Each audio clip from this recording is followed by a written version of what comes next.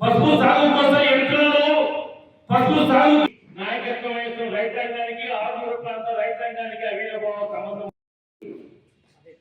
ఈ నిర్ణయం చేసే విధంగా శక్తిని మించి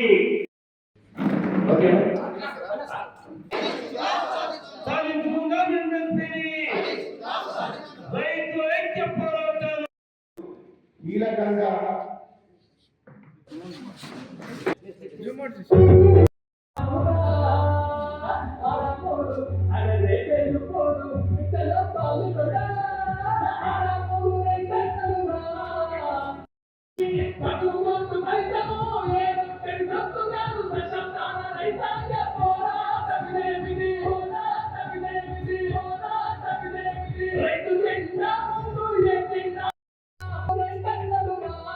కామ్రేడ్ సుమన్ ఇజ్రాయెల్ పోయినప్పటికీ కూడా ఆయనకు ఉన్నటువంటి సామాజిక స్పృహ మర్చిపోకుండా ఈ ప్రాంత రైతాంగాన్ని ఉన్నటువంటి ఆ సామాజిక స్పృహతోటి వల్ల ఆ ఉద్యమాన్ని అంతా కూడా ఒక పాట రకంగా తీసి ఒక వీడియో చేసి చేయడం అనేది నిజంగా అభినందించదగ్గ విషయం.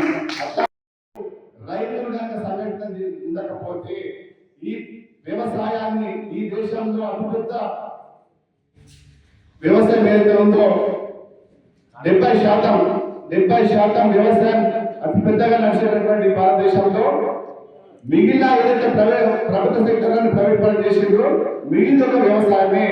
దీన్ని ప్రైవేట్ పరం చేయలేటువంటి కార్పొరేట్ రంగం అప్పయ్యేటువంటి కుట్ర దేశంలో జరుగుతూ ఉన్నది. కాబట్టి మనం ఎక్కడికక్కడ అప్రమత్తం ఉండకపోతే ఖచ్చితంగా ఈ వ్యవసాయం మన చేతిలో ఉండదు. ఇవాళ మార్కెట్ ను ప్రైవేట్ పరం చేస్తా ఉన్నారు, మార్కెట్ ప్రైవేట్ పరం చేసి రైతులు నచ్చడం నుంచి పరిస్థితి ఉన్నారు. కాటన్ కొనుగోలు కూడా ఇవాళ ప్రైవేట్ కొనుగోలు చేస్తే వ్యత్యాసం వచ్చిన డబ్బులు ప్రభుత్వం ఇస్తున్నారు. ఇది ఎక్కడ న్యాయం మాకు అర్థం కాదు.